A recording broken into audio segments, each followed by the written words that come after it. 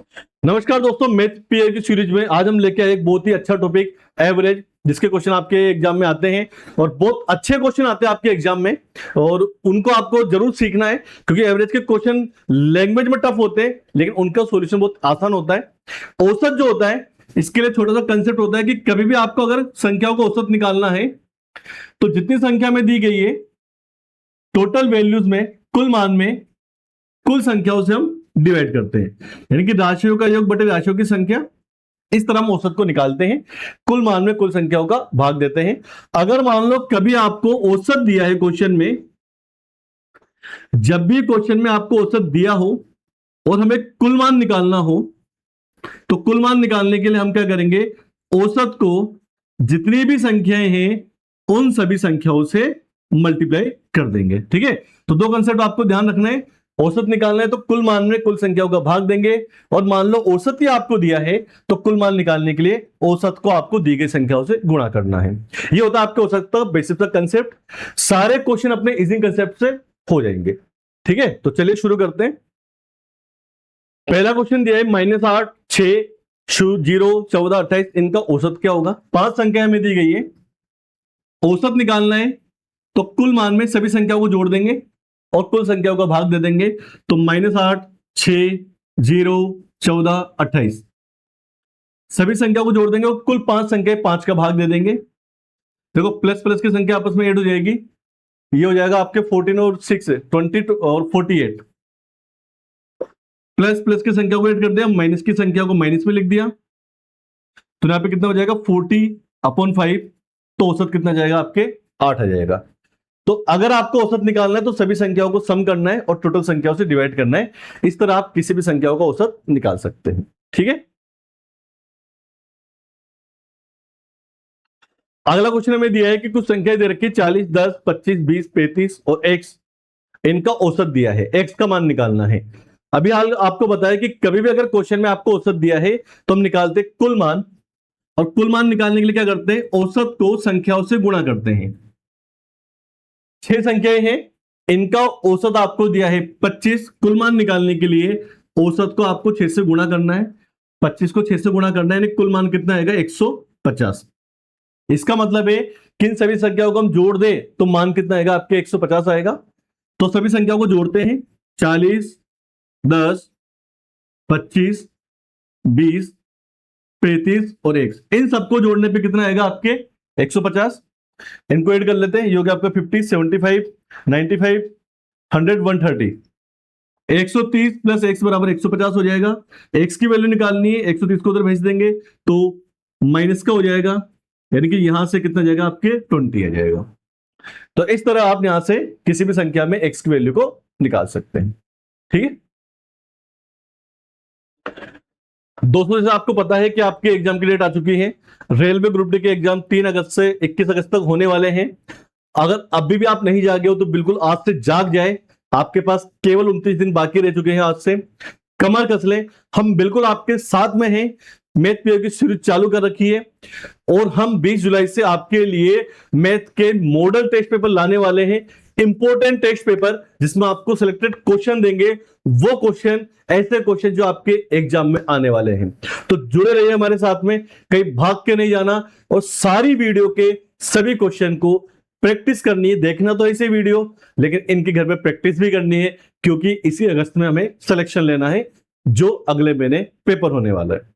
ठीक है, चलिए अगला क्वेश्चन है कि 8 संख्याओं का औसत आपको 6 दिया है और कुछ 6 संख्याएं इनका औसत आपको 8 दिया है, तो सभी 14 संख्याओं का औसत क्या होगा। जब भी औसत दे हमें क्या निकालना होता है, कुल मान। 8 संख्याओं का औसत हमें दिया है 6, तो 8 संख्याओं का निकालते हैं हम कुल मान। कैसे निकालेंगे, औसत को संख्याओं से गुणा कर देंगे। 8 संख्याएं तो कितना हो जाएगा आपके 48। 6 संख्याएं हैं, अलग 6 संख्याएं हैं, इनका औसत आपको 8 दिया है। कुल मान निकालने के लिए औसत को संख्याओं से गुणा कर देंगे, ये जाएगा आपके ये भी 48। तो हमसे बोला गया कि सभी 14 संख्याओं का औसत क्या होगा। देखो 8 और 6 को जोड़ने पे कितने रही आपकी 14 संख्याएं, इनका औसत पूछा है तो पहले हम निकालते हैं 14 संख्याओं का कुल मान। कैसे निकालेंगे, इनको जोड़ देंगे, यानी कि 14 संख्याओं कुल मान कितना आ गया आपके 96 आ गया। हमें निकालना है औसत, तो कुल मान में कुल संख्याओं का भाग दे देंगे। ठीक है ना। देखो 2 से कट रहे हैं, 48/7, 7 से डिवाइड कर दो, 7 6 जा 42, तो 6/7 आपका आंसर आ जाएगा। ठीक है ना, ये हमारा आंसर हो जाएगा। ऑप्शन नंबर बी हमारा सही आंसर हो जाएगा। अगला क्वेश्चन आपसे बोला गया कि 7 संख्याओं का औसत 16 है, पहली 2 और अंतिम 2 का औसत आपको 15 और 20 दिया है। आपसे बोला गया कि बची हुई संख्याओं का औसत क्या होगा। देखो 7 संख्या है, इनका औसत हमें दिया है, तो पहले हम निकालेंगे कुल मान। 7 संख्याओं का औसत हमें दिया है 16, कुल मान निकालना है, तो औसत को संख्याओं से गुणा कर देंगे, यानी कितना जाएगा आपके 112 आ जाएगा।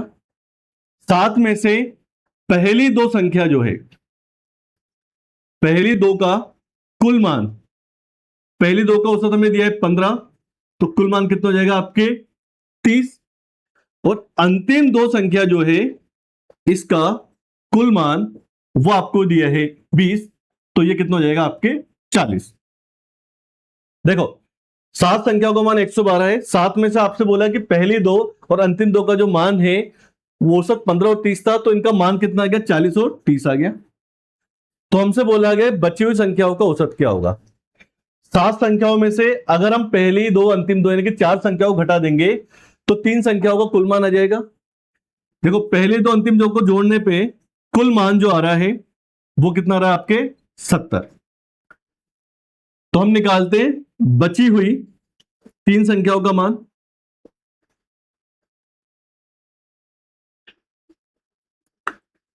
तो बची हुई 3 संख्याओं का मान कैसे निकालेंगे, 7 संख्याओं के मान में से 4 संख्याओं के मान को घटा देंगे, तो बची हुई 3 संख्याओं का मान कितना आ गया आपके 42। हमसे पूछा है बची हुई 3 संख्याओं का औसत क्या होगा, तो कुल मान में 3 का भाग दे देंगे, तो आंसर कितना जाएगा आपके 14। ऑप्शन नंबर डी हमारा सही आंसर हो जाएगा। अच्छा क्वेश्चन है। अगला क्वेश्चन है कॉन्जिक्यूटिव नंबर्स के ऊपर, क्रमागत संख्याओं के ऊपर। देखो क्रमागत संख्या क्या होती है, जिनके मध्य 1 का अंतर होता है, जैसे 1 2 3। क्रमागत कॉन्जिक्यूटिव इवन नंबर्स, क्रमागत सम संख्या क्या होती है, जिनके मध्य 2 का अंतर होता है, 2 4 6 8, इस तरह से। एक होता है आपके कॉन्जिक्यूटिव ओड नंबर, क्रमागत विषम संख्या, जिनके मध्य 2 का अंतर होता है लेकिन ओड नंबर होते हैं, इस तरह से। तो हमारे क्वेश्चन में बोला कि 4 आपको सम संख्या दे रखी है, जब भी क्रमागत या क्रमागत सम या क्रमागत विषम कोई भी क्वेश्चन पूछा जाए, जितनी आपको संख्या दी गई है आपको उतने अंक लिखने हैं। जैसे आपसे बोला गया 4 क्रमागत सम संख्याओं का औसत 27 है, तो हम क्या करते हैं 1 से लेकर 4 तक के अंक लिख लेते हैं। औसत को हमेशा बीच में लिखना है, क्योंकि 4 संख्या दे रखी है तो इसका मिडिल क्या होगा 2 और 3 के बीच में, वहां लिखना है हमें औसत, जो हमें कितना दिया है 27। अच्छा क्वेश्चन में बोला गया है ये क्या है, कॉन्जिक्यूटिव इवन नंबर से क्रमागत सम संख्याएं हैं, तो इनके बीच में डिफरेंस कितने का होता है 2 का होता है। अब आप कितनी 2 संख्याओं के बीच में हैं, देखो यहां से यहां तक में 2 का डिफरेंस है, हम मिडिल में हैं, तो यहां से चलेंगे तब भी कितना ऐड करेंगे 1। जैसे यहां से यहां तक की दूरी 2 किलोमीटर है, आप बिल्कुल बीच में हैं, तो यहां से यहां तक जाने में कितना चलना पड़ेगा, केवल 1 किलोमीटर। या पीछे आएंगे तब भी कितना चलना पड़ेगा आपको 1 किलोमीटर, क्योंकि आप बीच में हैं। एक इधर चलेंगे एक इधर चलेंगे, तो अंतर कितने का जाएगा आपके 2 का, क्योंकि क्रमागत सम या विषम में कितने का अंतर होता है 2 का। यानी कि आगे चलना है तो आपको 1 प्लस करना है, और पीछे चलना है तो आपको 1 माइनस करना है। अगली संख्या पे जाना है तो आपको 2 प्लस करना है, क्योंकि 2 का अंतर होता है, यहां बीच में थे इसलिए 1 प्लस किया था। अब किसी संख्या पर आ गए, अगली संख्या निकालने 2 प्लस करेंगे, और पीछे वाले निकालने 2 माइनस करेंगे, तो सबसे छोटी संख्या होगी आपकी 24, सबसे बड़ी होगी आपकी 30। आपसे पूछा गया था सबसे बड़ी संख्या क्या होगी, तो 30 हमारा सही आंसर हो जाएगा। अगर यही क्वेश्चन क्रमागत का होता तो फिर 1 का अंतर होता, हम 1 ही प्लस करते। ठीक है ना। अगला क्वेश्चन आपको दिया है 3 संख्या PQR, इनका औसत आपको दिया है 45, P और Q का औसत आपको दिया है 43, आपको निकालना R का वजन क्या होगा। देखो PQR को औसत दिया है, तो पहले हम निकालते हैं कुल मान। कैसे निकालेंगे, औसत को 3 संख्या 3 से गुणा कर देंगे, तो PQR का कुल मान आ जाएगा आपके 135। PQR में से आपको P और Q का औसत दिया है 43, तो कुल मान कितना हो जाएगा आपके 86 हो जाएगा।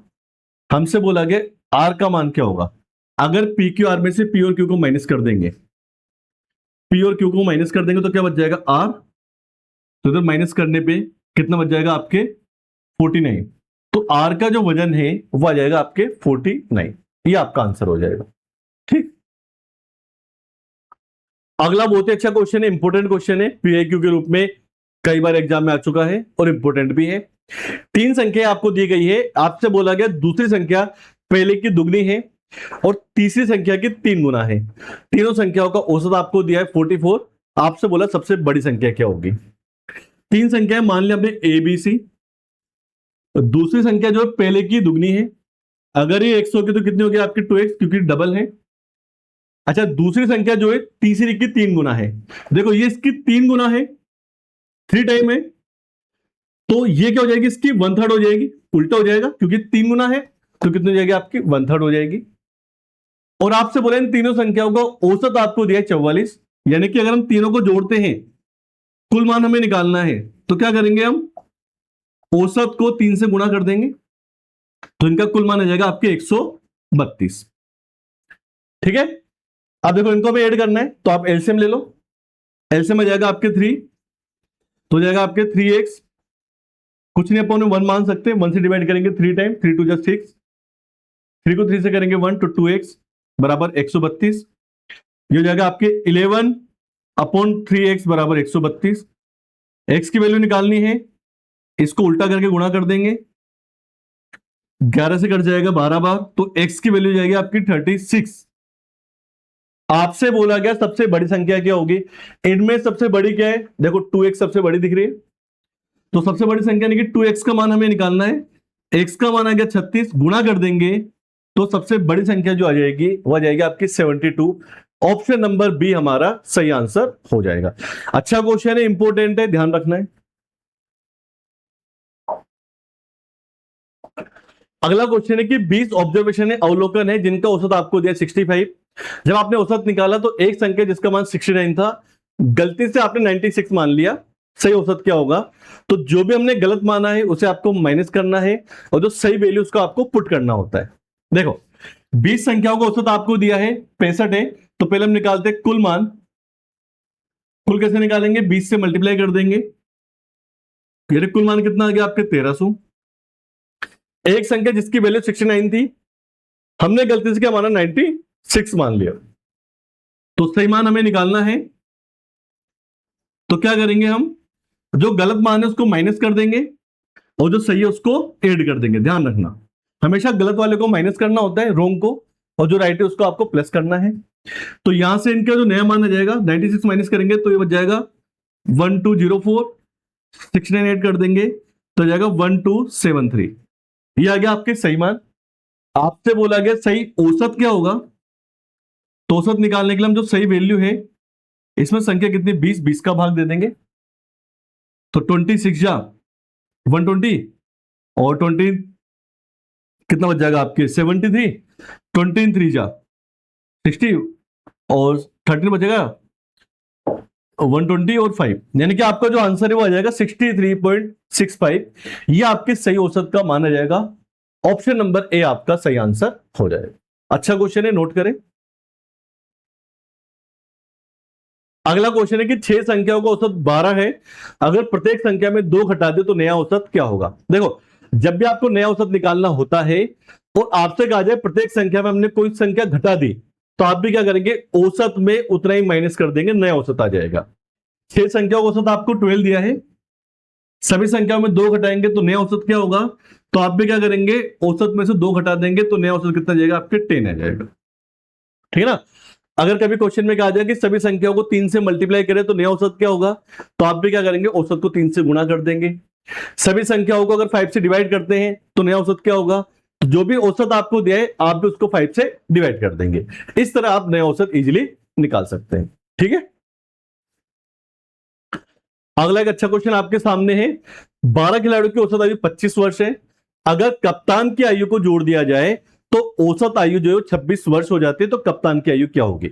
देखो 12 खिलाड़ियों की औसत आयु दे रखी है आपको 25 वर्ष, यानी कुल आयु कितनी हो जाएगी आपकी 300 वर्ष हो जाएगी। वो कह रहे हैं अगर आप कप्तान को जोड़ दे, यानी कि 12 खिलाड़ी पहले हैं, कप्तान और शामिल हो गया, तो खिलाड़ी कितने हो जाएंगे आपके? 13 हो जाएंगे। जब एक खिलाड़ी बढ़ गया, यानी कप्तान को आपने जोड़ दिया, तो औसत भी कितना बढ़ जाता है? 1 बढ़ जाता है। औसत आयु 1 बढ़ जाती है।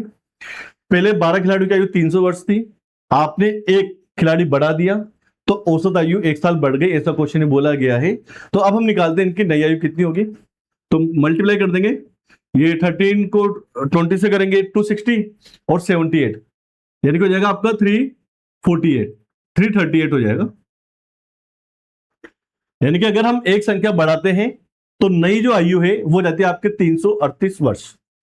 अच्छा, आप देखो पहले आयु 300 वर्ष थी, अब 338 हो गई, यानी कि आयु जो है वो बढ़ गई। कितनी बढ़ गई? 38 वर्ष बढ़ गई। आयु में वृद्धि क्यों हुई? क्योंकि एक व्यक्ति शामिल हो गया। जो शामिल हो तो क्या था? कौन था? कप्तान। इसका मतलब जो आयु है जो बढ़ी वो किसकी? आपकी कप्तान की आयु होगी। तो आंसर आ जाएगा हमारा 38। ये हमारे क्वेश्चन का आंसर हो जाएगा। अगला एक अच्छा क्वेश्चन आपके सामने दिया है, पिता और पुत्र की जो वर्तमान आयु 60 वर्ष है। 6 साल पहले पिता की आयु जो है पुत्र की आयु की 5 गुना थी। तो आपसे पूछा कि 6 साल बाद पुत्र की आयु क्या होगी। देखो, आपसे बोला है कि पिता और पुत्र की जो आयु है वर्तमान में कितनी है? 60 वर्ष है। 6 साल पहले क्या था? पिता की आयु पुत्र की 5 गुना थी, ठीक है ना? 6 वर्ष पहले, तो 6 साल पहले पिता की आयु पुत्र की 5 गुना थी। अगर पुत्र की x थी तो पिता की कितनी थी? आपकी 5x, 6 साल पहले। अच्छा, 6 साल पहले क्या होगा? अभी देखो, पिता पुत्र 60 वर्ष के, तो 6 साल पहले क्या होगा? पिता भी 6 साल कम होंगे, बेटा भी 6 साल कम होगा, यानी कि 6 साल पहले दोनों की आयु 6 से वर्ष कम थी। तो 6 साल पहले इनकी कुल आयु कितनी होगी? तो हम 12 माइनस करेंगे, 6 नहीं करेंगे, क्योंकि 6 साल पहले पिता भी 6 साल कम थे, बेटा भी 6 साल कम था, यानी कि 6 साल पहले अगर हम देखें तो इनकी आयु कितनी थी? 48 वर्ष थी, ठीक है ना? और 6 साल पहले पिता की आयु पुत्र की 5 गुना थी, पुत्र को हमने x मान रखा है, तो पिता की होगी 5x, यानी कि 6 साल पहले इनकी आयु 48 वर्ष थी। यहां से देखो, इसको सोल्व करते हैं तो 6x बराबर 48, तो x की वैल्यू कितनी आ गई आपकी? 8। x मतलब क्या हो गया? पुत्र की आयु। इसका मतलब पुत्र की जो आयु है वो कितनी थी? 8 वर्ष थी, ठीक है ना? तो आपसे बोला गया है कि 6 साल के बाद में पुत्र की आयु क्या होगी। अब देखो, पुत्र की आयु 8 वर्ष थी, ये कब थी? 6 साल पहले। 6 साल पहले बेटा जो था 8 साल का था, 6 साल पहले, तो वर्तमान में कितना होगा? 6 कर देंगे हम, यानी कि वर्तमान में बेटा कितने साल का होगा? 14 साल का। बच्चे यही गलती करते हैं, 14 आंसर आता है और 14 लगा देते हैं, यह आंसर नहीं है। आपसे बोला गया 6 साल बाद पुत्र की आयु क्या होगी। देखो, 6 साल पहले वो 8 साल का था, तो आज कितने साल का होगा? 14 साल का होगा। 6 साल बाद कितने साल का होगा? तो 6 साल के बाद 6 साल और बड़ा हो जाएगा, तो हम 6 और ऐड करेंगे, तो सही आंसर आएगा हमारा 20 वर्ष आएगा। बच्चे यहां गलती करते हैं, आपको गलती नहीं करना है, क्वेश्चन को लास्ट तक ध्यान से पढ़ना है, तो सही आंसर आएगा आपके 20 वर्ष, ठीक है? अगला क्वेश्चन आपसे सामने बोला गया कि 3 साल पहले जॉन की आयु 12 साल थी और शंकर की 15 साल थी 3 साल पहले, तो 5 वर्ष के बाद इनकी औसत आयु क्या होगी। देखो, 3 वर्ष पूर्व एक तो है जॉन, जॉन था आपके 12 वर्ष का, ठीक है ना? और एक है आपके शंकर, ये आपके 15 वर्ष का। 3 साल पहले इनकी आयु ये थी। तो जब भी आपको पहले की दे या बाद की दे, पहले निकाला करो वर्तमान। वर्तमान निकालने के लिए क्या करेंगे? हम ऐड कर देंगे। भाई 3 साल पहले 12 साल का था, तो आज जॉन कितने साल का हो जाएगा? 3 ऐड कर देंगे, यानी कि कितने साल का हो गया? 15। 3 साल पहले शंकर 15 साल का था, अब कितने का हो जाएगा? अब कितने का हो जाएगा? आपके 18 का, ठीक है ना? लेकिन आपसे बोला कि 5 साल के बाद इनकी औसत आयु क्या होगी, तो पहले हम निकालते 5 वर्ष के बाद आयु। अच्छा, 5 साल बाद क्या होगा? दोनों 5-5 साल बड़े हो जाएंगे, यानी कि जॉन अभी 15 साल का है, तो 5 साल बाद हो जाएगा 20 वर्ष का। शंकर जो अभी 18 का है, 5 साल बाद कितना हो जाएगा? वो 23 का हो जाएगा, यानी कि 5 साल बाद इन दोनों की कुल आयु कितनी हो जाएगी? 43 हो जाएगी 5 साल के बाद में। हमसे पूछा इनकी औसत आयु क्या होगी। औसत निकालने के लिए कुल आयु में 2 व्यक्ति है, 2 का भाग दे देंगे, यानी कि इनकी 5 वर्ष के बाद औसत आयु 21.5 वर्ष होगी। ठीक है ना, ये हमारे क्वेश्चन का सही आंसर हो जाएगा, ऑप्शन नंबर ए। चलिए नोट करो इसको। अगला क्वेश्चन आपको दिया है, जेलेना और जेडन 2 व्यक्ति हैं, इनकी प्रेजेंट एज जो है 70 वर्ष है। 5 साल पहले क्या था, जेडन की जो आयु है वो जेलेना की दुगनी थी। ठीक है ना, तो आपसे बोला जेडन की वर्तमान आयु क्या है। देखो 2 व्यक्ति हैं, एक है जेलेना और एक है जेडन, इनकी प्रेजेंट एज आपको दे रखी 70 वर्ष। 5 साल पहले क्या था, जेलेन की जो आयु जेडन की जो आयु है वो क्या थी, जेलेना की दुगनी थी। देखो 5 वर्ष पहले, तो 5 वर्ष पहले क्या था, जेडन की आयु जेलन की दुगनी थी। अगर ये एक्स थी तो कितनी होगी, 2x। 5 साल पहले, अच्छा 5 साल पहले क्या होगा, दोनों अभी दोनों 70 साल के, तो 5 साल पहले ये भी 5 साल कम होगा, ये भी 5 साल कम होगा, यानी कि 5 साल पहले इनकी आयु, दोनों 5 वर्ष माइनस कर दिया, तो 5 साल पहले इनकी आयु कितनी थी, 60 वर्ष थी। तो यहां से पहले हम निकालते हैं एक्स का मान। देखो 3x बराबर हो गया आपके 60, तो x का मान कितना आ गया आपके, 3 से डिवाइड कर देंगे, 20 आ गया। हमसे बोला गया जेडन की वर्तमान आयु क्या होगी। देखो जेडन की आयु निकालते हैं पहले 5 वर्ष पूर्व। जेडन की 5 वर्ष पूर्व आयु क्या थी, तो जेडन की 5 वर्ष पूर्व आयु कितनी मानी थी हमने, 2x। x का मान कितना है, 20, यानी कि 5 साल पहले जेडन जो था 40 साल का था, 5 साल पहले। तो वर्तमान में कितना होगा, तो वर्तमान निकालने के लिए हम क्या करेंगे, 5 ऐड कर देंगे, यानी कि वर्तमान में जेडन की आयु कितनी है आपके, 45 वर्ष। यह आपके क्वेश्चन का सही आंसर हो जाए। ठीक है, नोट करें।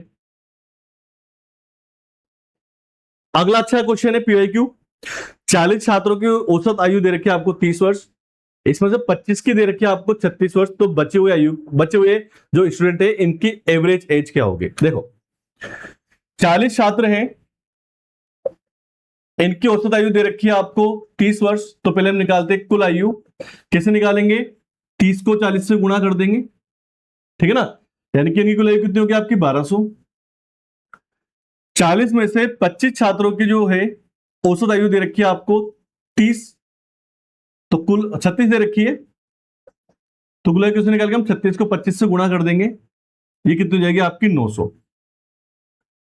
40 छात्रों की औसत आयु दे रखी है आपको 30 वर्ष, तो कुल कितनी होगी आपकी 1200। 40 में से 25 छात्रों की औसत आयु दे रखी थी आपको 36 वर्ष, कुल हमने निकाल लिया, कितना आ गया 900। हमसे पूछा है बचे हुए छात्रों की औसत आयु क्या होगी। 40 में से 25 की आयु आपको दे रखी, कितने बच गए, 40 में 25 माइनस कर देंगे, यानी कि 15 छात्र बच गए।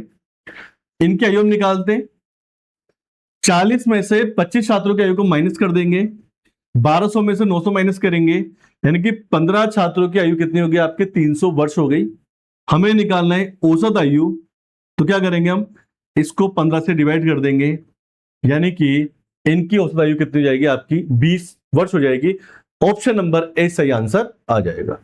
ठीक है, नोट करो इसको। अगला क्वेश्चन बहुत ही अच्छा क्वेश्चन है आयु का, और ऐसा क्वेश्चन एग्जाम में आता ही है क्योंकि थोड़ा टफ भी है, और जब पेपर का लेवल अच्छा होता है, 2018 में ग्रुप डी में ऐसे बहुत से क्वेश्चन पूछे गए थे। लास्ट ईयर जो आपको ग्रुप डी हुआ था 24 में, वहां भी ऐसा क्वेश्चन आपको देखने को मिला था, और इस बार भी आपको ऐसा एक क्वेश्चन कंफर्म देखने को मिलेगा। क्वेश्चन ये कि एमोरी है वो अपने पिता की तुलना में 27 साल छोटा है। एमोरी जो है वो पिता से 27 साल छोटा है, मतलब एमोरी एक्स का, तो पिता क्या होंगे एक्स प्लस 27, क्योंकि छोटा है 27 साल, तो पावर 27 साल बड़े हो जाएंगे। आपसे बोला गया कि 7 साल के बाद में, देखो 7 ये तो है वर्तमान, 7 वर्ष बाद क्या होगा, तो दोनों 7-7 साल बड़े हो जाएंगे। एमोरी हो जाएगा एक्स प्लस 7 का, और इनमें 7 जोड़ देंगे, कितने हो जाएंगे आपके 34। यानी कि अगर आपको बाद बोला है तो प्लस करके लिख दो, पहले बोला है तो माइनस करके। अब आपसे बोला है 7 साल के बाद में क्या बोला है कि एमोरी की जो आयु है पिता से 2.5 गुना कम हो जाती है, ठीक है ना, भाई इसकी आयु पिता से 2.5 गुना कम हो गई, या उल्टा ही बोल सकते हैं कि पिता की आयु एमोरी से 2.5 गुना बढ़ गई, ठीक है ना, 2.5 गुना एमोरी की क्या होगी 2.5 गुना कम हो गई, इसका मतलब पिता की आयु 2.5 गुना क्या हो जाएगी, बढ़ जाएगी। ठीक है, तो देखो आपसे बोला है कि 7 वर्ष के बाद में एमोर की आयु पिता से 2.5 गुना कम हो जाती है, ठीक है ना, या पिता की आयु 2.5 गुना बढ़ जाती है, एक ही बात है। तो हम क्या करते हैं, एमोरी की आयु को अगर 2.5 गुना बढ़ा दे, 2.5 गुना का मतलब 2.5 का मतलब कितना हो गया, 5/2, तो किसके बराबर हो जाएगा, आपके पिता की आयु के। इसकी आयु पिता से 2.5 गुना कम हो गई, तो इसको 2.5 गुना बढ़ा दो, 2.5 टाइम इसको इंक्रीज कर दें, तो ये किसके बराबर हो जाएगा, पिता की आयु के। यहां से हम एक्स की वैल्यू निकालते हैं, क्रॉस मल्टीप्लाई कर लेते हैं, अपोन में कुछ नहीं है, ये 2 से हो जाएगा, ये 5 से हो जाएगा, तो ये हो जाएगा 5x, 5 से हो जाएगा 35, ये 2 से हो जाएगा 2x, 34 2 जा 68 हो जाएगा। x की वैल्यू निकालनी है, x वाले को इधर ले आओ, 2x इधर आएगा तो माइनस का हो जाएगा, तो 5 में से 2 जाएगा 3x, ये तो इधर भेजेंगे, 68 में से 35 को माइनस करेंगे तो 33 बच जाएगा, तो x की वैल्यू हो जाएगी आपकी 11। x क्या था, एमोरी की आयु, आपसे पूछा था एमोरी की वर्तमान आयु क्या होगी, तो आपका जो आंसर आ जाएगा वो आ जाएगा 11, ठीक है ना। अच्छा, ऑप्शन में 11 नहीं है, देखो ये क्वेश्चन जो रेलवे में आया था तो इसको बोनस दिया गया था क्योंकि ऑप्शन गलत थे, तो हमारी टेक्निकल टीम ने भी वही ऑप्शन आपको दिए हैं ताकि आपको पता रहे कि क्वेश्चन बोनस हुआ था। तो उसका सही आंसर क्या है, 11 वर्ष है, ठीक है, नोट करें, अच्छा क्वेश्चन है, इंपोर्टेंट लगा है। अगला क्वेश्चन आपको जाए कि 25 छात्र जो है इनकी औसत आयु दे रखी है आपको 12 वर्ष है, 3 विद्यार्थी जिनकी आयु 11, 12 और 13 वर्ष है वो चले जाते हैं, तो अब जो है औसत आयु में कितना परिवर्तन होगा, वो बढ़ेगी या कम होगी, क्या होगा। देखो पहले 25 छात्र थे, इनकी औसत आयु थी 12 वर्ष, यानी कि पहले कुल आयु कितनी थी आपकी, 300 थी। अब 3 विद्यार्थी चले गए जिसकी आयु 11, 12 और 13 वर्ष है, 3 विद्यार्थी गए तो विद्यार्थी कितने बच गए आपके, 22। इनकी आयु कितनी हो जाएगी, तो माइनस कर देंगे, किसको माइनस करेंगे, जो विद्यार्थी गए हैं। देखो 3 विद्यार्थी गए हैं तो हमने 3 माइनस कर दिया, जो गए हैं उनकी आयु 11, 12 और 13 वर्ष थी, क्योंकि विद्यार्थी गए हैं तो उनकी आयु को भी हम माइनस कर देंगे, तो 22 विद्यार्थियों की जो आयु है वो कितनी हो जाएगी, तो ये हो जाएगी आपकी 264। पहले 25 विद्यार्थी थे, इनकी आयु 300 वर्ष थी, जब 3 विद्यार्थी गए हैं, अगर विद्यार्थी जाते हैं तो उनकी आयु को माइनस करेंगे, अगर विद्यार्थी या कोई व्यक्ति शामिल होता है तो आयु को प्लस करना है, यानी कि अब 22 विद्यार्थियों की आयु कितनी होगी, 264 वर्ष, हमें निकालना है औसत, तो जो आयु है इसमें हम 22 का भाग दे देंगे, तो 21 1 जा 21, 21 2 जा 44, यानी कि अब 3 विद्यार्थी जाने के बाद में औसत आयु कितनी होगी आपकी, 12 वर्ष। अच्छा पहले कितनी थी, पहले भी ये थी, अभी भी यही है, इसका मतलब कोई परिवर्तन नहीं होगा, यानी कि सेम रहेगी, समान रहेगी, तो ऑप्शन के अकॉर्डिंग हमारा आंसर क्या जाएगा, 0, क्योंकि औसत आयु जो पहले थी वही अभी है, ठीक है। एक और अच्छा क्वेश्चन आपके सामने दिया गया है, एक परिवार का पहले 4 वर्षों का औसत मासिक खर्च यानी कि एक्सपेंडिचर जो था 4 महीने का 4500 है और अगले 8 महीने का 4800 है, ये कुछ सेविंग करते हैं 6600 की, तो आपसे पूछा है कि उनकी टोटल इनकम कितनी होगी मंथली। देखो 4 महीने का हमें औसत खर्च दिया है, तो पहले हम निकालते हैं कुल खर्च, 4 महीने का निकालते हैं कुल खर्च, कैसे निकालेंगे, औसत को हम 4 से गुणा कर देंगे, 4 महीने का औसत खर्च है 4500, 4 से गुणा कर देंगे, यानी कि इनके 4 महीने का खर्च कितना आ गया, 18,000। अगले 8 महीने का जो खर्च है वो आपको दिया है क्वेश्चन में कि औसत दिया है 4800, कुल हमें निकालना है, 8 से गुणा कर देंगे, तो इनका जो खर्च है वो आ जाएगा आपके 8 8 64, ये जाएगा आपके 38,400। 4 महीने का खर्च आ गया आपके 18,000 और 8 महीने का आ गया आपके 38,400, यानी कि इनके पूरे वर्ष का खर्च हम निकाल लेते हैं, 1 साल का, तो इन दोनों को ऐड कर देंगे, ये 4 महीने का है, ये 8 महीने का है, तो इनको ऐड कर देंगे तो हो जाएगा आपके 56,400, यानी कि इन्होंने पूरे 1 साल में 56,400 रुपए खर्च किए हैं। अच्छा आपसे बोला है कुछ बचत भी करते हैं, पूरे वर्ष में ये जो बचत करते हैं 6,600 रुपए की बचत करते हैं। हमसे पूछा है आई कितनी होगी। देखो अगर खर्च में बचत जोड़ दी जाए तो क्या आ जाती है, आई आ जाती है। एक साल में इन्होंने 56,400 खर्च किए थे, 6,400 की बचत की है, इनको हम जोड़ देते हैं तो उनकी जो कुल आय है इनको हम जोड़ देते हैं तो हो जाएगी 63,000, यानी कि ये टोटल एक साल में 63,000 रुपए कमाते हैं, इनकी आय है। हमें निकालना है औसत आय। देखो ये क्या है, पूरे वर्ष की है, हमें निकालना है मंथली, तो हम क्या करेंगे 12 से डिवाइड करेंगे, तो 12 5 जा 60 और 12 2 जा 24, 12 5 जा 60, यानी कि ये एक साल में कुल 63,000 रुपए कमाते हैं। मंथली कितना कमाते हैं, तो हम क्या करेंगे मंथली निकालने के लिए मासिक निकालने के लिए मासिक आय हमें निकालनी, मंथली इनकम निकालनी है, तो 12 का हमने भाग दे दिया, तो आपका आंसर आ जाएगा 5,250। ऑप्शन नंबर बी आपका सही आंसर हो जाएगा। बहुत अच्छा क्वेश्चन है, ये भी इंपॉर्टेंट है, नोट करें। अगला क्वेश्चन आपको दिया है कि 50 आपके श्रमिक है, वर्कर्स हैं, जिनका औसत वेतन 100 रुपए है, इनमें से 30 का जो वेतन है 120 रुपए है, तो बाकी बचे वर्कर्स का औसत वेतन कितना होगा। 50 वर्कर्स है, इनका औसत वेतन 100 रुपए है, इसका मतलब 50 वर्कर का कुल वेतन कितना आ गया आपके 5,000। 50 में से 30 वर्कर का औसत है 120, यानी कि 50 वर्कर में से 30 वर्कर का कुल वेतन कितना है 3,600। बचे हुए जो वर्कर्स है, जो श्रमिक है, इनका औसत कितना होगा, तो 50 में 30 माइनस कर दो, कितने बच गए आपके 20 श्रमिक, इनका वेतन कितना होगा माइनस कर देते 1,400, मतलब 20 श्रमिक का वेतन कितना आपके 1,400। हमें निकालना है औसत वेतन कितना होगा, तो कुल वेतन में हम 20 से डिवाइड कर देंगे, यानी कि 20 श्रमिकों का औसत वेतन हो जाएगा आपके 70 रुपए।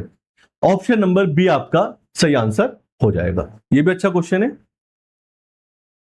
अगला क्वेश्चन आपके सामने दिया है कि प्रथम 3 दिनों का औसत तापमान 27 है और अगले 3 दिनों का 29 है, अगर पूरे सप्ताह का 28.5 हो तो अंतिम दिन का क्या होगा।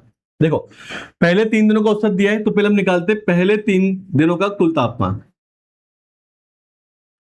पहले 3 दिन का कुल तापमान हम निकालते हैं, तो कैसे निकालेंगे हम, पहले 3 दिनों का औसत आपको दिया 27, 3 से गुणा कर देंगे, यानी कि पहले 3 दिनों का औसत आ गया आपके 81। अंतिम 3 दिनों का निकालते हैं हम कुल तापमान, तो अंतिम 3 दिनों का औसत आपको जो दिया है वो दिया है 29, कुल कितना हो जाएगा आपका 87। पहले 3 दिनों का और अंतिम 3 दिनों का हमने कुल तापमान निकाल लिया। आपसे बोला गया पूरे सप्ताह का तापमान जो है 28.5 है, तो अंतिम दिन का क्या होगा, तो हम निकालते हैं पूरे सप्ताह का कुल तापमान। पूरे सप्ताह मतलब 7 दिन का जो कुल तापमान है वो हम निकालते हैं, 28.5 को 7 से गुणा कर देंगे, तो हो जाएगा आपके 7 5 35, 86, 56 और 3 59 और 199.5 आ जाएगा। यानी कि पहले 3 अंतिम 3 दिनों का औसत दिया था हमने, कुल तापमान निकाल लिया। पूरे 7 दिनों का औसत दिया था हमने, कुल तापमान निकाल लिया। हमसे बोला है अंतिम दिन का तापमान क्या होगा। अगर पूरे सप्ताह 7 दिनों के तापमान में से हम पहले और अंतिम 6, पहले 3 अंतिम 3 मतलब 6 दिनों के तापमान को घटा देंगे तो 7वें दिन का तापमान आ जाएगा। तो अंतिम दिन का हमें तापमान निकालना है, तो पूरे 7 दिनों के तापमान में से हम क्या करेंगे, पहले और अंतिम जो दिन है इनका तापमान घटा देते हैं। इनका तापमान कितना आएगा, इनको हम ऐड कर देते हैं, यह आएगा आपके 168 माइनस कर देंगे, तो हमारा तापमान है अंतिम दिन का वो आ जाएगा 31.5 डिग्री सेंटीग्रेड, यानी कि ऑप्शन नंबर ए सही आंसर हो जाएगा। ठीक है ना, पूरे सप्ताह में से पहले और अंतिम 3 यानी कि 6 दिनों को घटा दिया, तो लास्ट वाले दिन का तापमान आ गया 31.5। अच्छा क्वेश्चन है। औसत में तापमान के क्वेश्चन आपसे पूछे ही जाते हैं क्योंकि बच्चे इसमें कई गलती करते हैं। तापमान का एक और क्वेश्चन करते हैं, अच्छा क्वेश्चन है, कई बार आपके पीवाईक्यू में यह क्वेश्चन पूछा गया है। सोमवार से बुधवार का औसत तापमान 27 है, यानी कि सोम मंगल बुध औसत तापमान दिया आपको 27 दिया है, तो कुल कितना हो जाएगा आपके 111 हो जाएगा। और मंगल से बृहस्पति, मंगल बुध और बृहस्पति यानी गुरुवार थर्सडे, इनका जो औसत तापमान वो आपको दिया है 34, तो ये हो जाएगा आपके 102।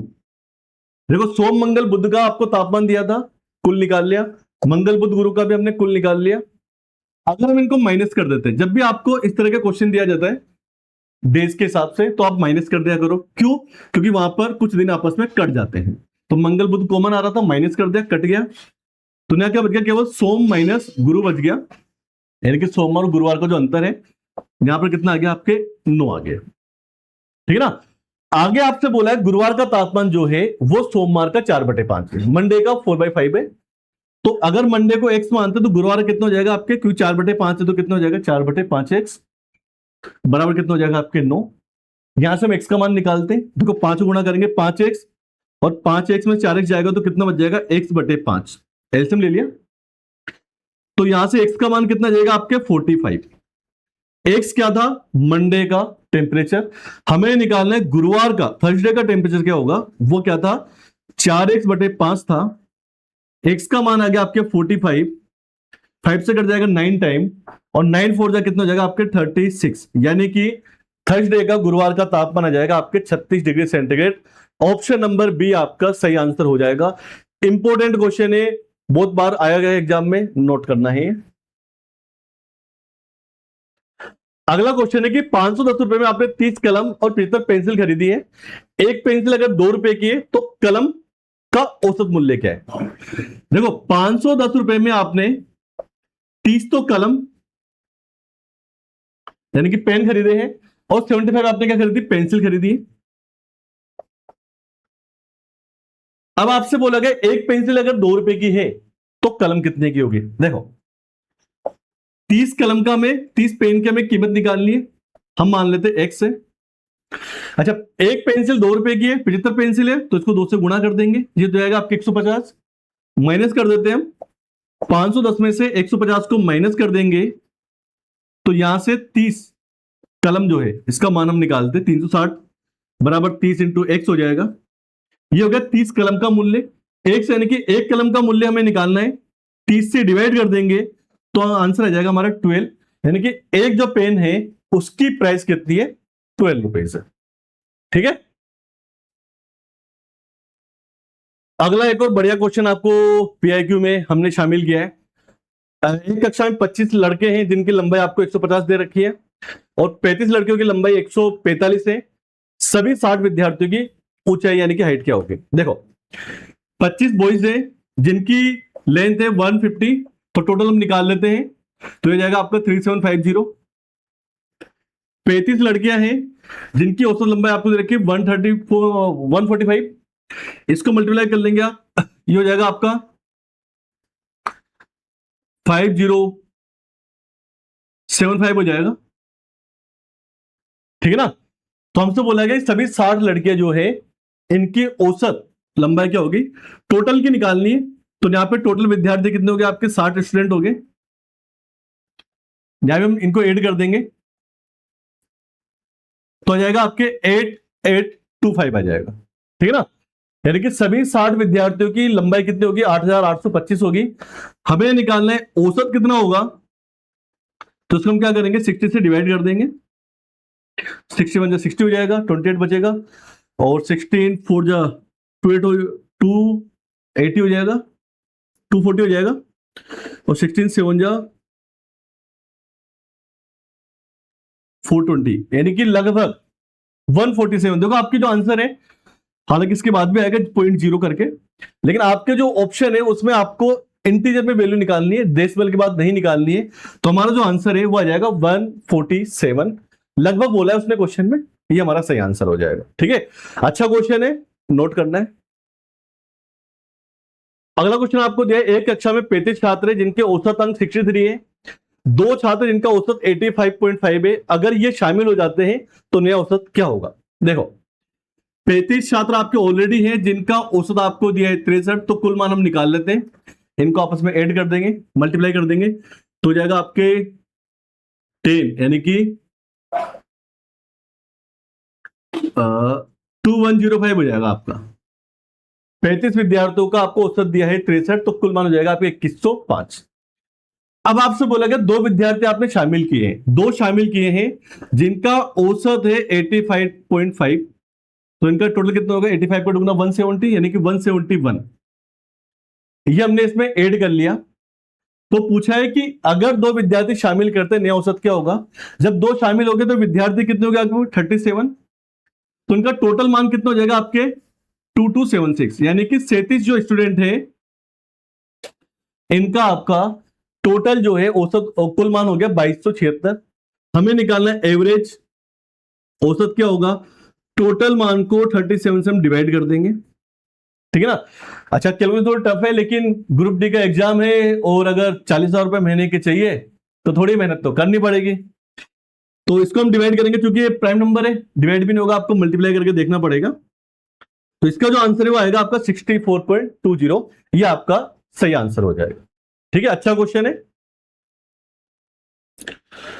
इसमें क्या है थोड़ा, ये जो है 2205 आएगा, 2105 नहीं आएगा, तो 2376 होगा। थोड़ी कैलकुलेशन मिस्टेक हो गई, क्योंकि इसको मल्टीप्लाई करते 2205 आता है, तो आपका जो सही आंसर आएगा वो आएगा 64.20। देखो ये क्वेश्चन जो है लगभग 5 से 6 शिफ्ट में पूछा गया था, अच्छा क्वेश्चन है। कैलकुलेशन की वजह से इस क्वेश्चन को कई बार पूछा जाता है, तो आपको याद रखना है। अगला क्वेश्चन है, एक कक्षा में, बहुत अच्छा क्वेश्चन है ये भी। एक कक्षा में 24 लड़के और कुछ लड़कियां हैं, इनका आपको औसत दिया है, लड़कों का 15 है और लड़कियों का आपको 17 दिया है। सभी विद्यार्थियों को टोटल औसत आपको दिया है 15.8। आपसे पूछा कक्षा में कुल स्टूडेंट कितने हैं। देखो इस क्वेश्चन करने के दो तरीके, एक तो क्या होता है कि लड़कियों को हम एक्स मान ले, लड़कों का औसत हमें दिया है 15, 24 को 15 से गुणा कर देंगे, एक्स को 17 से गुणा कर देंगे, लड़कियों का आ जाएगा, दोनों को जोड़ के इसको 15.8 के बराबर करके निकाल लेंगे। लेकिन क्वेश्चन थोड़ा लेंथी हो जाएगा, कैलकुलेशन टफ हो जाएगी। इसे इजी करने के लिए हम एलिगेशन मेथड का यूज करते हैं। अगर आपको दो अलग अलग व्यक्तियों का औसत दिया है, चाहे लड़के लड़की हो, पुरुष महिला हो, और उनका टोटल भी अगर आपको दिया गया है, तो फिर एलिगेशन से ये इजीली हो जाएगा। कैसे होता है देखो, कुछ बॉयज है और कुछ गर्ल्स है। बॉयज जो है, लड़के जो है, इनका औसत आपको दिया है 15 और लड़कियों का आपको दिया है 17, अलग अलग औसत दिया है। जबकि सबका टोटल कितना दिया आपको 15.5, यानी कि दोनों के कॉमन को हमेशा बीच में लिखना है। एक तरफ लिखना है लड़के, एक तरफ आपको लिखना है लड़कियां, दोनों का जो औसत है उसको आपको बीच में लिखना है। अब आपको इनको माइनस करना है, माइनस करेंगे तो कितना बचेगा 0.8, यहां माइनस करेंगे कितना बचेगा 1.2। हमने क्या किया, लड़के लड़कियों के औसत में से दोनों का जो टोटल औसत था उसे आपको बीच में लिख के और माइनस करना है। तो माइनस करने पे ये आ गया 0.8 और ये आ गया आपके 1.2। तो ये क्या है, आपके बॉयज और गर्ल्स का रेशियो आ गया। देखो डेसिमल हटाएंगे अपॉन में 10, यहां भी आ गया आपके 10, 10 से 10 कट जाएगा, 4 से कट जाएगा 3:2, यानी कि लड़के और लड़कियों की संख्या का अनुपात कितना आ गया आपके 3:2 आ गया। अब क्वेश्चन में आपसे बोला गया कि लड़के कितने 24 है, बॉयज आपको दे रखे 24, बॉयज दे रखे तो बॉयज का रेशियो कितना है 3, उससे डिवाइड कर देंगे। हमसे पूछा टोटल कितने होंगे, टोटल निकालने, बॉयज का रेशियो 3 है, गर्ल्स का 2 है, टोटल कितना हो गया 5, 5 से मल्टीप्लाई कर देंगे, 3 से कर जाएगा 8 टाइम, यानी कि टोटल जो है स्टूडेंट वो हमारे हो जाएंगे 40। ये हमारा सही आंसर हो जाएगा, ठीक है ना। अच्छा क्वेश्चन है। चलिए अगला एक और क्वेश्चन करते हैं, बहुत अच्छा क्वेश्चन है। तीन संख्याओं का माध्य, माध्य मतलब औसत आपको दिया 21, इनके आंकड़ों की रेंज 12 है। देखो रेंज का मतलब क्या होता है, सबसे छोटी और सबसे बड़ी संख्या के जो बीच में डिफरेंस है वो कितना 12 है, और दो सबसे जो स्मॉल नंबर है, छोटी संख्या है, उनके बीच का डिफरेंस आपको 3 दिया है। सबसे बड़ी संख्या क्या होगी, देखो तीन संख्या मान लो XYZ, इनका औसत आपको दिया है 21, तो कुल मान हम कैसे निकालेंगे, 3 से गुणा कर देंगे, यानी कि तीनों संख्या को टोटल तो कितना जाएगा 63। हमसे बोला गया इनकी रेंज 12 है, मतलब सबसे छोटी और सबसे बड़ी संख्या के बीच में 12 का अंतर है, ठीक है ना। मान लो सबसे छोटी संख्या हमने मान ली y और सबसे बड़ी संख्या मान ली हमने x, तो इनके बीच में 12 का अंतर कब होगा, जब ये कितनी हो जाएगी y+12। देखो रेंज का मतलब होता है कि सबसे छोटी और सबसे बड़ी संख्या के बीच में 12 का अंतर हो। हमने सबसे छोटी संख्या को y मान लिया, तो 12 का अंतर है, तो सबसे बड़ी संख्या क्या हो जाएगी y+12। और यह भी बोला है कि सबसे छोटी जो दो संख्या है इनके बीच में 3 का अंतर है। क्योंकि सबसे छोटी संख्या हमने y मान ली और दूसरी संख्या जो है इसके साथ में छोटी संख्या उसके बीच में 3 का अंतर है, तो इसे क्या मान लेते हैं हम y+3। दोबारा समझे, 3 संख्याओं का औसत 21 था, टोटल हो गया 63। इनकी रेंज 12 है, मतलब सबसे छोटी और सबसे बड़ी संख्या में 12 का अंतर है। सबसे छोटी संख्या को हमने y मान लिया, तो सबसे बड़ी क्या हो जाएगी y+12, तो 12 का अंतर हो गया। और अंतिम जो दो छोटी संख्या इनमें 3 का अंतर है, तो सबसे छोटी संख्या हमने y मान ली, बाकी संख्या में 3 का अंतर है, तो उसको हमने 3 प्लस कर दिया, तो इनमें 3 का अंतर हो गया और रेंज भी 12 हो गई। और तीनों को जोड़ने पे कितना रहा 63। y कितना हो जाएगा 3y plus 15 equal to 63। 3y की वैल्यू निकालनी, 15 को माइनस करेंगे 48, तो y का मान आ जाएगा आपके 16। y क्या था, सबसे छोटी संख्या। आपसे पूछा है सबसे बड़ी संख्या क्या होगी, सबसे बड़ी संख्या क्या है y+12। 68 में 12 ऐड कर देंगे, सबसे बड़ी संख्या जाएगी आपकी 28। ये आपका आंसर होगा। अच्छा क्वेश्चन है, लॉजिकल क्वेश्चन है, एग्जाम में आता है। तो दोस्तों आज हमने एवरेज के कुछ क्वेश्चन किए हैं पीवाईक्यू के रूप में, इंपोर्टेंट और सिलेक्टेड क्वेश्चन जो एग्जाम में पूछे जाते हैं। उम्मीद है कि आज की क्लास आपको अच्छी लगी होगी। कल मिलेंगे हम नए टॉपिक के साथ में जिसका नाम है रेशियो प्रोपोर्शनल, उसके क्वेश्चन भी एग्जाम में आते हैं। ठीक है, तो देखते रहिए हमारी वीडियो को, मेहनत करते रहिए। अगले 29 दिन में इतनी मेहनत करनी है कि इसी वैकेंसी में हमें सिलेक्शन लेना है। ठीक है, इसी वादे के साथ मिलते हैं आपसे कल ठीक शाम को 7 बजे। और हमारी वीडियो को सभी दोस्तों को शेयर करना बिल्कुल भी नहीं भूले। Thank you.